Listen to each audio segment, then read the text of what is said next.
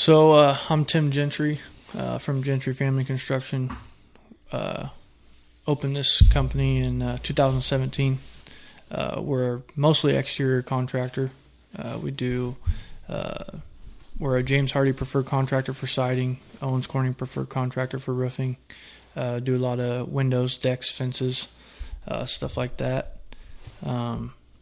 Residential, commercial? Pretty much all residential. We have done a little bit of light commercial, not a lot, but you prefer residential. That's your Yeah, I feel like helping out people's homes. I feel like is like kind of hits home for me, So that's a big thing for me. There's already a lot of good commercial guys out there, but we have done a little bit of light commercial. We did OK Tires on 12th Street. Okay. We did the metal on that, which was pretty fun. But yeah, mostly all residential stuff. And primarily, you said siding, roofing, and windows. Do you do windows? Yep, do windows. Yep, kind of goes hand in hand sometimes, I guess, with siding. Yeah. So most of the time, when you do a siding bid, they usually want their windows done as well. Right. So kind of goes hand in hand. And it's nice for to do them both at the same time. I mean, if you side it and then got to take the windows out later, it's kind of a pain, but right. It can be done. Do you guys do gutters? We don't do gutters. I usually refer them out. I got a good gutter guy that we usually use. Okay. Yeah. I'm trying to think what else on the envelope of the house. Roof, no gutters, siding, windows. We have built. We do like sheds and stuff as well. Okay. We'll frame up little sheds and stuff. Nothing under 10 by 10 most of the time. People just little she sheds mostly. Yeah. We also do awnings. Build awnings off the back, off the deck that we built or something. Someone wants to cover. Yeah. A lot of Trek decks. A lot of people go into Trek decks.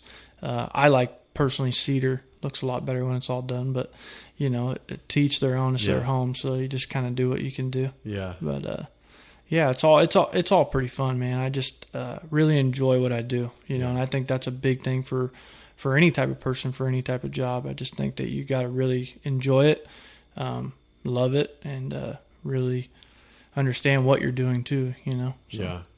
And you said that you got 4 guys with you, and I want to say they're all family, right? Yep. Yeah. Yep. Brother, uncle, and my dad, and then me. So 4 altogether. Have you had any other people part of the team that were not family? No. Nope. Or has it's just been you guys? Actually, most of the time for the first 3 years was just me, my dad, and my uncle. So it was just 3 of us, and then I brought my brother on. So actually during COVID, he was a sous chef, so he ended up losing his job. A lot of people lost their jobs, when they're in the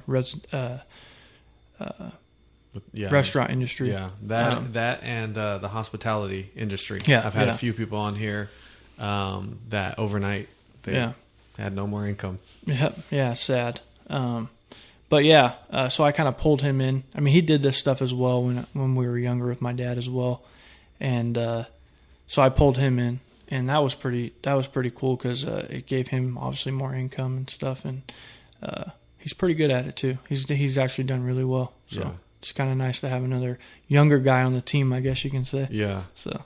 Yeah, and it sounds like you're at a place where you don't really have downtime anymore. You're man. It was out. I mean, like I said, we're booked out pretty much until next year, which is super nice. Yeah. I mean, it's I guess less worry or whatever you can say, but the biggest thing I think is like I said, you come in and you do a bid for somebody and you're not subcontracting it out. If I'm doing the bid, I'm also doing the work as well. So I think people really, really enjoy that. And when I come out and meet you, go over the roof with you, and then I come out and do the work as well, I think that's big for contractors nowadays. Yeah, having some people on here, they have talked about how some of the growing pains in their company, especially in the contracting space, is as they've become more popular because they're doing good work and they're growing, that one of the parts of the pain of that is where they used to be the person that was out bidding it and that was out swinging the hammer. Well, now they're growing to a place where they can't do all those things, and they're hiring people. And that has been something that, you know, they've gotten comments of, oh, we thought you were going to be out, you know. And so there definitely is when growing businesses, I would say a lot in the contractor space of kind of, you know, what size do you want to be? Right. And like with Chad, when he in his episode, he's been pretty purposeful about the type of work he takes on and the size. I want to say he told me like 9 employees has been like the ideal size for him. Because it's easy to like see the money and go, I want to do everything and take every job on. But that also creates a lot of havoc, challenges. And so it sounds like thus far you're staying in this space of I bid it, I'm out there. I think it's the biggest like part of it is the family part too, you know. But I think once my dad kind of steps back and kind of doesn't work as much, I think I probably will get into the point where obviously I'm gonna have to hire a couple guys. But you know, at this point, it's nice to stay small, and I'm able to provide for my family and my entire family that works with me, to be able to provide for them, and that's big, you know. When you start getting employees and you start having to worry about feeding their families and stuff, I think that gets tough for some contractors. You know, you get 10 trucks going a day with 3 guys in them, you know. Each one of those guys got to get paid to go home and feed their families. And for me, you know, I don't think I would ever personally want to get that big. But I would probably eventually, you know, maybe in the next 20 years, step back from doing a lot of the work and doing bids and maybe just running 1 or 2 crews, something. But staying small is definitely what I want to do. Yeah, you know, there's a lot of advantages to that. Like I said, I know a lot of times in business, it's easy to see the dollars and want to get bigger. Like I've said this multiple times, Olga and I with our River City insurance company, we both are similar in the idea of we're not trying to be like really big or open other branches somewhere. Like we both kind of have that same vision of and I mean, we'll see, you know, we haven't turned any business down so far, so we'll see how things grow. But we're the type of people that I think we would be okay if it was just a smaller agency that, you know, we've come from bigger ones and seen those challenges. Or, hey, I never hear from this person. Or, you know, like, they got me as a client now and then I never see them anymore. So, there's definitely pros and cons to both. But, you know, staying smaller, you got more control of the quality and customer service. And I think it just comes down, because I've had people on here that are like, I'm trying to be as big as I possibly can. It comes down to, you know, what that vision is and, you know, the personality. And I think that's the biggest reason why I don't want to get big too, is that, like you just said, the quality, you know, and sometimes that goes away. And for me, I want to keep that quality. For me, like I said, a family business, it's one of those things that really hits home, and I want it to grow, but I just want to be able to support my family and be able to support a few others and just keep going with it. We talked quite a bit out there, but let's get into the side of these conversations that I enjoy the most, which is that personal side of who you are, what your journey has been, and like I always say to the business owners, I know that it hasn't just been this nice, easy, smooth, you know, especially some of the stuff you told me out there. It's like a lot of entrepreneurs that you do a little bit of this and a little bit of this and a little bit of this until you don't have to anymore. But I mean, go back as far as you want, wherever you want to start. So I started as a banquet server out of high school, and then at the Salem Convention Center. And I started this company in 2017. I worked there from 2012, I think it was, up until about I started the company. I worked both for a little while to try to gain, obviously, momentum. I really enjoyed working at the Salem Convention Center, but obviously I wanted something more. You want, as a kid, I've always wanted to have a career, and I think this is kind of, I've always had people tell me, like, after I do a job for them and stuff, they see why I do what I do, and I really enjoy it. I think the biggest thing for where I have accomplished from is that I pretty much grew up where I didn't really have a lot. So where I'm at now today is big for me and my family. But back to I started this company. We used to be slow in the summertime, so I would I'd work actually at Steve Johnson's, the president of Vips. I'd work out at his farm when we were slow, and I always told my wife, I was like, how do I make more money somewhere else? You know what I mean? So I ended up talking to my brother. He's actually a regional manager for Taco Bell now, but back then he was just coming off a divorce, didn't have much, and we kind of made a joke. Let's make a lawn care service, because my grandpa was a lawn care guy for a long time, and so I made a flyer. It was funny. I was sitting there. I made a flyer called Brothers at Work. Okay. And I thought that was going to be like the hit, Oh, we're going to go mow lawns and do stuff like that, right? And so, I showed him, and he's like, dude, I ain't mowing lawns. I was like, come on, So,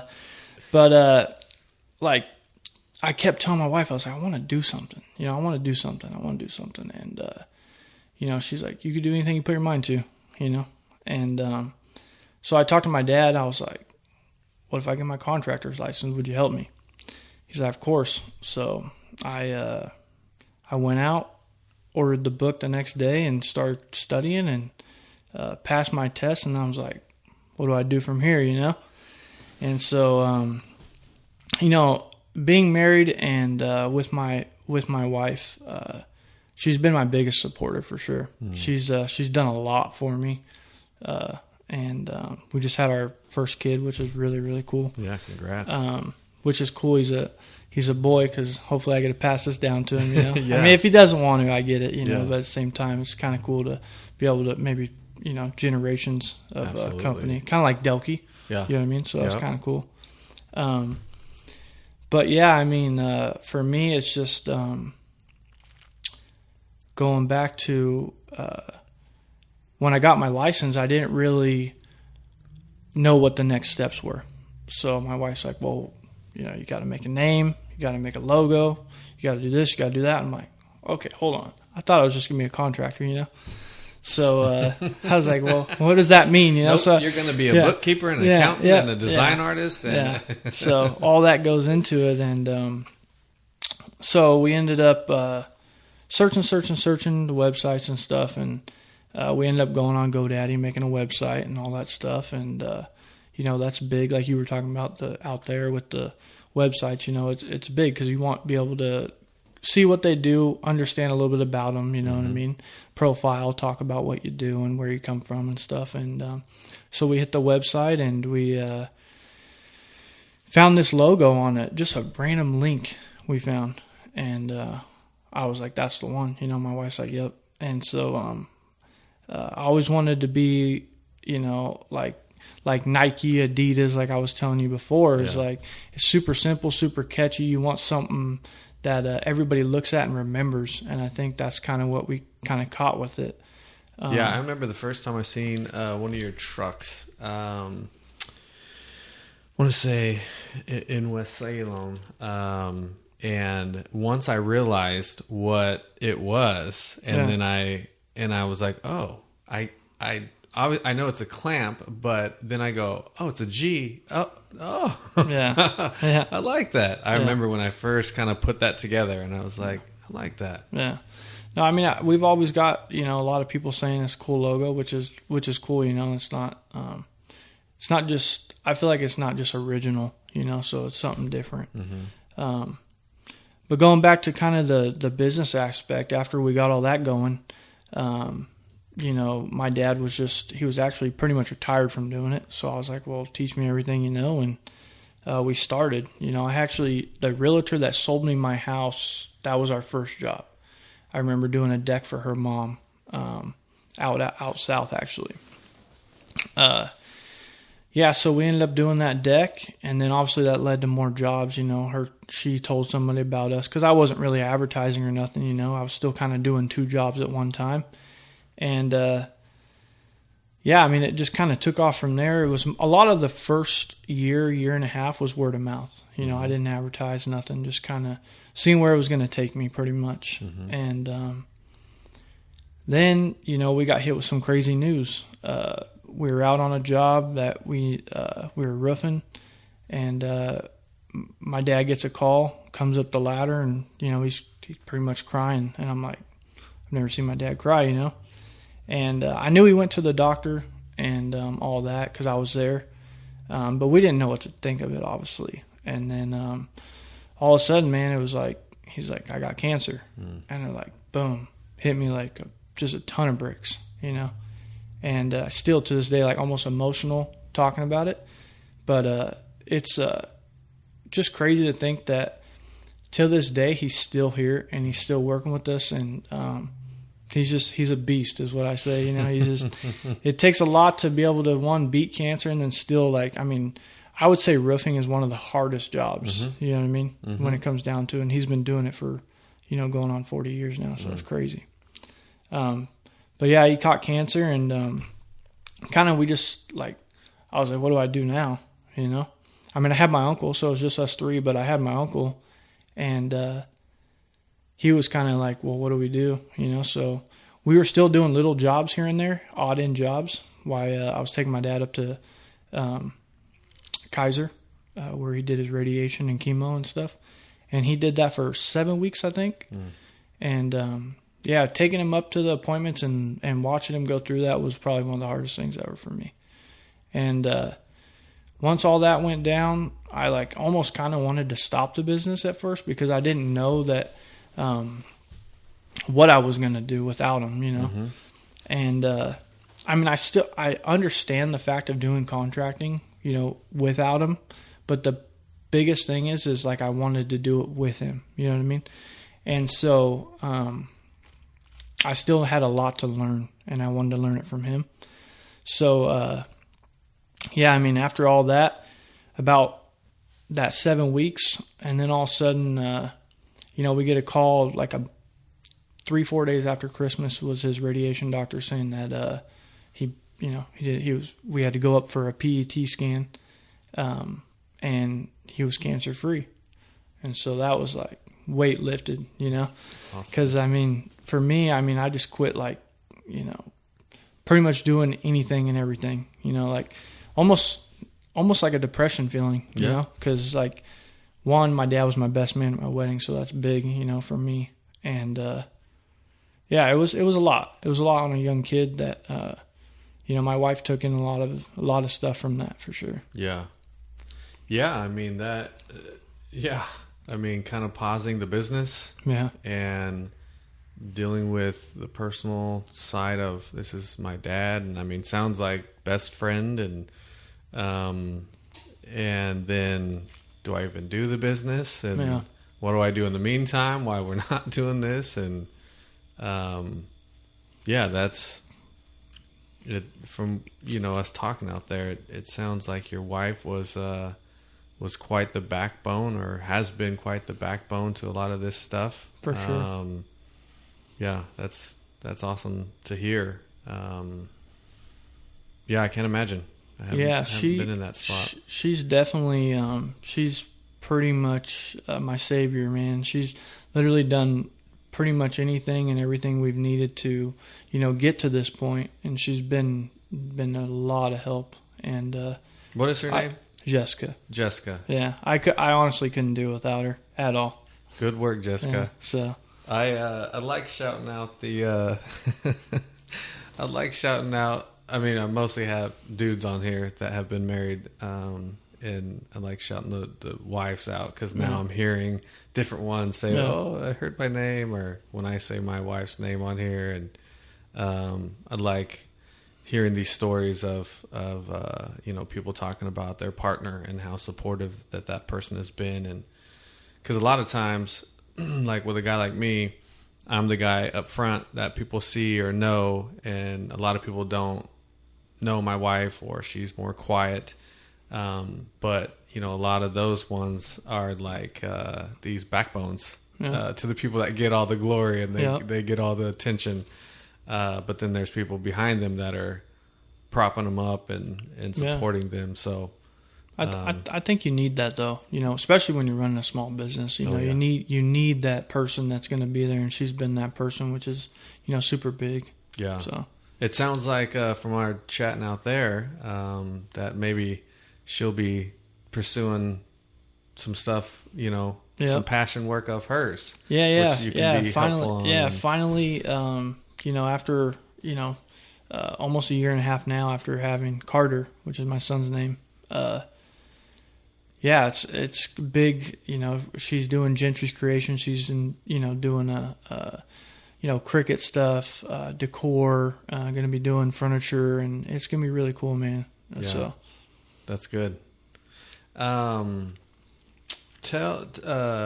Share the story of the job you did in Wallport, and talk about what you're wanting to do annually. I like that part of your story, and kind of the vision you have for that. Yeah. So we last year actually we did a thing. I actually was talking before I even got this job. I kept telling my wife I want to do something for the community. And I thought Gentry's Gifts, I thought that would be a really, really cool thing. It kind of goes together, right? Mm-hmm. So I got this call, and it was a 10,000 square foot building, one of the bigger buildings I've probably ever worked on.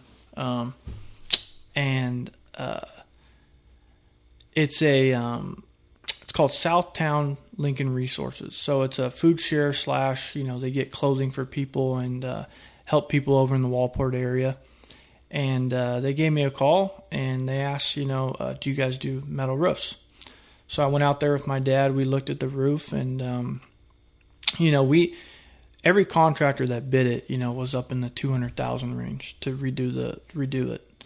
And, I was, if I was to redo it, if I was to not have done a donation the way we did it, I probably would have been in the 150 range or so too. But it was actually really cool. So I, after I heard his story and what they do for the community, I was like, well, maybe I can help them. So I went to Taylor Metal. Jack Wallace is one of the managers over there, and he actually ended up getting us the metal all ran, all one color. It was super nice, standing seam panel. We ended up doing that. I lost my train of thought. Well, and I don't know if you want to necessarily disclose all the numbers that you told me out there. I don't know if that would be a conflict for the whole project. But more the idea of, because of what this project was for, people were willing to discount things. But I don't know if you really want to say the the numbers. No, they cut a big chunk off the metal, and then basically once we started tearing off the project, it was the first panel. There was no plywood, so unfortunately with a standing seam panel, it's 16 inches wide. We have to have plywood underneath. So I call them and let them know, and they're like, "Whoops," So we ended up calling Copeland's right down the street, and they sent up four big old bundles of half-inch CDX. We started putting it on the next day, and that was all free to them, which was really cool. But instead of us doing it for the price that a lot of contractors would have done it, I mean, we did it for about $40K, which is huge. I mean, that's triple the cost of what it probably would have been. Yeah. So for me, it was way more than contracting, way more than my business, way more than anything. It was actually like more of like helping somebody that really needed it. Mm-hmm. And I wasn't just helping them, I was helping a community. Right. So for me, that was pretty big. Yeah. Especially for being a small business. I mean, Right. most people that do that are, $1 million big companies, I feel like. So, Right. making a statement like that felt really good. Yeah.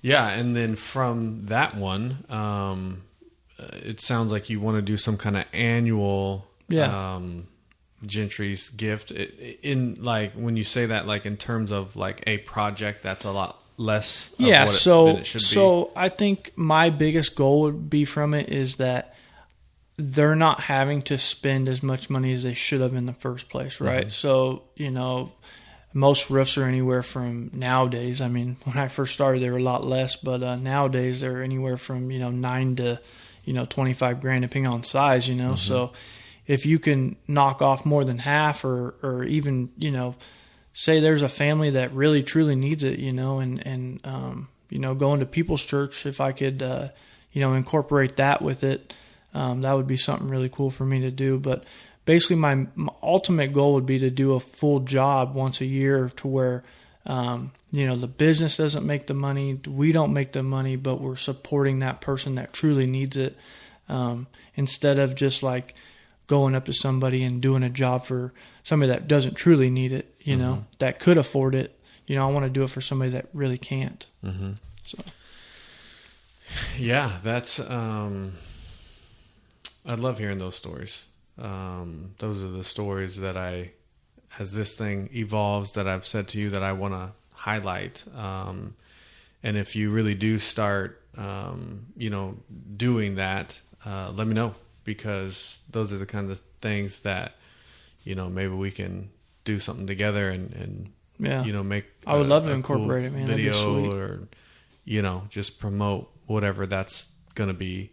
And like I said out there, eventually as this grows, I want to hold events and fundraisers where we're all kind of helping together, some common goal of, charity or whatnot, or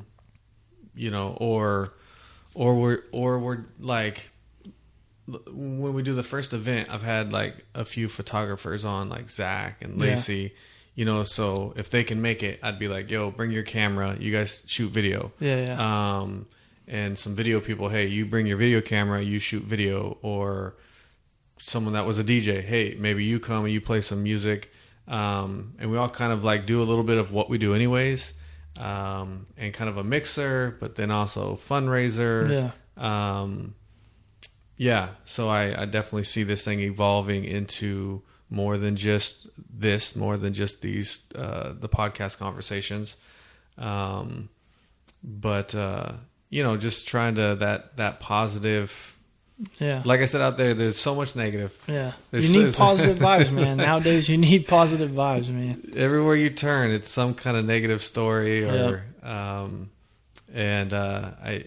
it seems like in life, it's so easy, to focus on, the negative. Yeah. There could be multiple positives, and then one negative, and it just seems like it's, And everybody hits towards that negative and doesn't look at the positives. It's like that thing's just right there, and everybody's looking at that. When they're scrolling on their phone, and then they're talking about it, and then everybody's talking about it.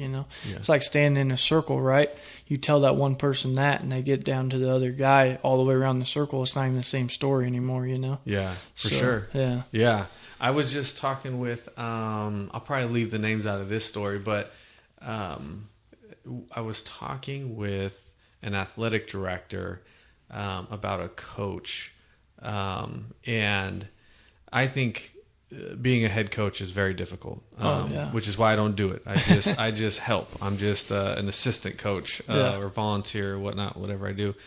And I think it's very difficult because for multiple reasons. Number one, most of the time at our jobs, we do not have a group of people that show up during the most stressful part of our jobs and watch what we do the entire time. Yeah. Coaches, when they're coaching during a game, they got all these people that are armchair quarterbacks, and they know better, or I would have done this, or I would have done that. And at the level that I'm referring to, there's parents that love their children and they want the best for their children, and my kid should be playing, and all this kind of stuff. And I was talking with this AD about this coach, and in my opinion, overall, this coach had done a great job for the season. But this coach had a few things that could be worked on. Right. And it's amazing the attention that those few negative things gets compared to like how I view things. I'm looking at all those positive going, well, I mean, there's a list of these positive things. I don't think those few negative outweigh that. But unfortunately, a lot of times in society, those few negative things, that's what people are talking about. That's what people are focused on. And I just know that there is a lot more positivity out there that doesn't get talked about. And that is one of the layers to why I'm doing all this and trying to get the stories out. Because like we were saying,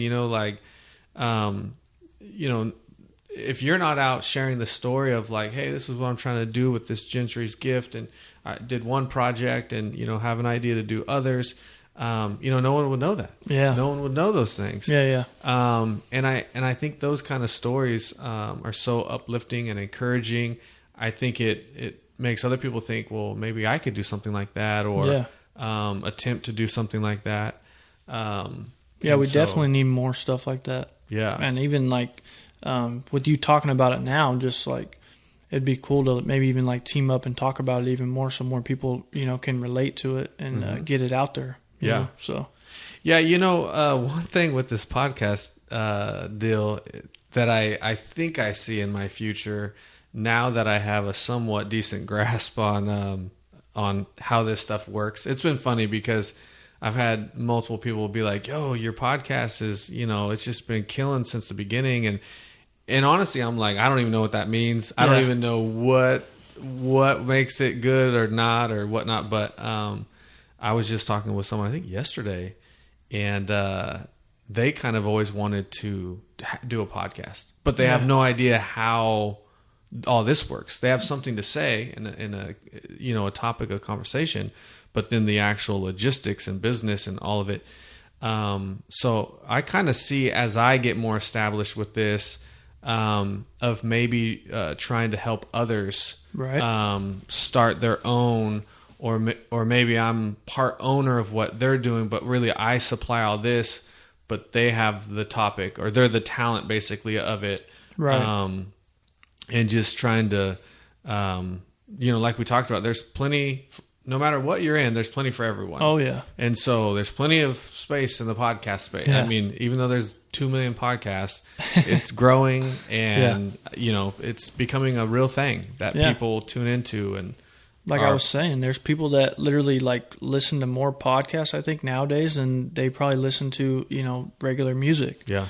Which is good, though, because, one, you're listening to people's stories. Mm-hmm. You're listening to what others have to say, or what their journey was, kind of like what we're talking about today. Mm-hmm. Your journey with the chair, your journey with your insurance company. I mean, it's good to hear what other people have to say, because like you said, people drive nice things, and people just think, oh, they're doing great, but where did it come from? How did they get there? And for what you're doing here, I think it's great, man. I appreciate that.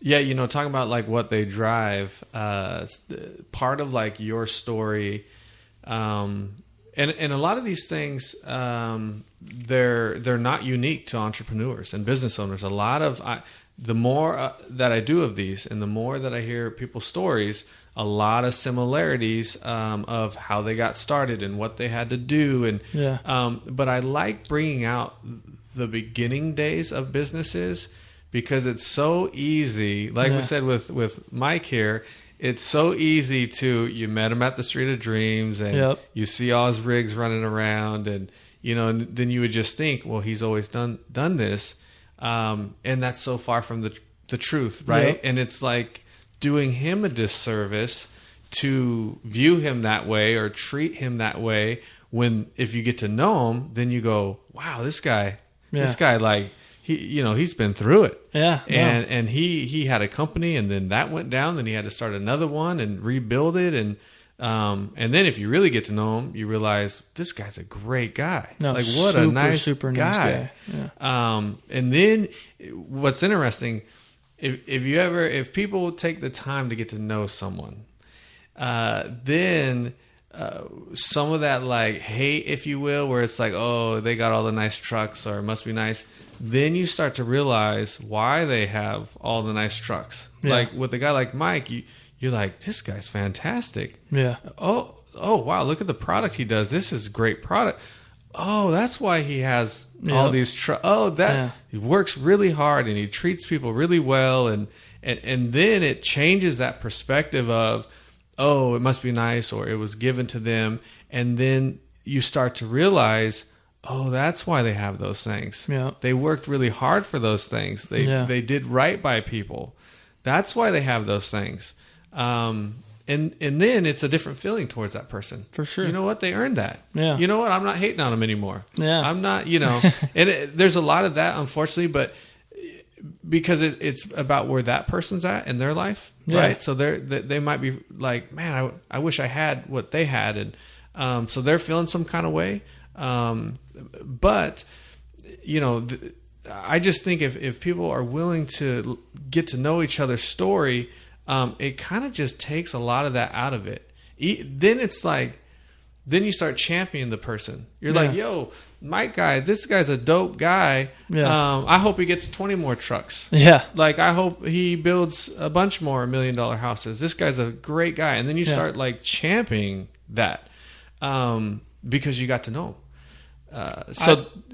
Go ahead. I feel like on a day-to-day basis, you don't know what someone's going through. You could be standing in line, someone behind you, could be going through cancer, or could be having a really bad day because the boss fired them or something. On a day-to-day basis, nobody really knows what you go through. And as an entrepreneur, as a small business owner, I think being able to be here, talk about it, is really, really cool because no one would know what happened, how I got to where I'm at, how I have the trucks and all the stuff we have. And, I think it's really cool to be able to voice, what's going on with the company. Yeah, for sure. mean, you never know who's watching or listening. I'm sure there's going to be someone over time that tunes into this episode that has thought like, man, I want to be a contractor or do this type of work, or like, how do I even do that, or how did this guy even get started? I mean, the starting part is really difficult, and so that's part of why I really like highlighting a lot of these business owners. The start part is because that's the part where it's like most businesses fail within the first 3 years. Most of the time, most do. Yeah. When I got into the podcast game, I had someone, because like I told you, I'm not going to look up all the analytics to this stuff. Someone told me that most podcasts fail after episode. They just stop doing them. I think 7. It was like 7 or 4. And I was like shocked. I'm like, really? That like people do 4 and then they just stop? Yeah. And they're like, yeah, most people do. And so really showing like, hey, this is the start part, and it's not easy. And like for you, like you're serving and you're out building. And you did that kind of as long as it really took people around you to be like, yo, just go do that full time. Like it's working. I know you're a bit nervous, but just go do that full time. But in the beginning, you can't do that. Where I don't have any jobs, I don't have clients. Like I got to go do this thing over here. So I really enjoy that part of entrepreneurs' story, because that's that part. That's the true. I know you can lose it later, and it's a different feel once you've built it and you're trying to hold on to it. But the beginning part, I think, is the part where it's like, man, how'd they do that? How'd they pull that off? Yeah, because you see all your nice trucks now, but it's like, man, catch me 7 or 8 years ago, and you wouldn't have looked at me that way. Right? Yeah, no, definitely not. No, but it's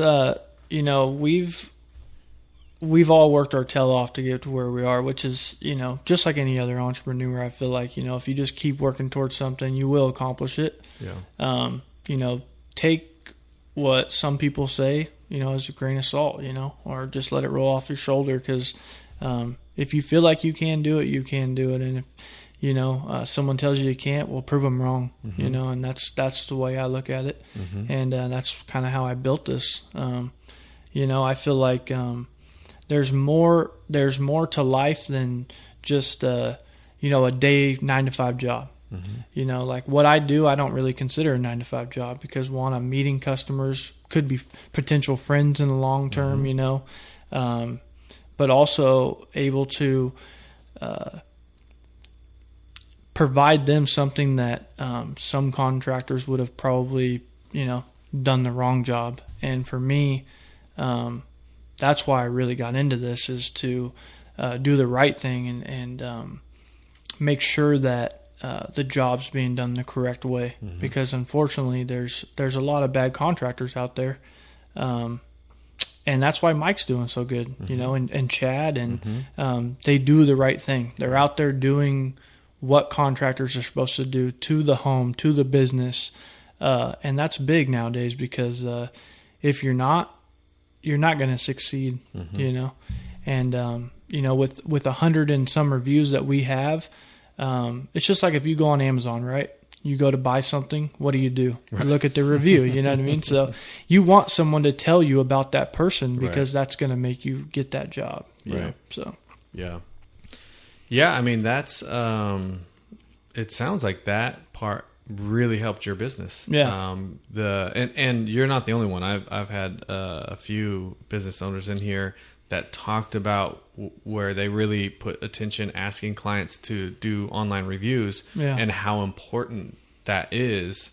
That's one thing for anyone listening, watching, that if you're not doing it, actually me and Olga just talked about it recently. We haven't really campaigned at all to ask our clients, hey, go online and rate us.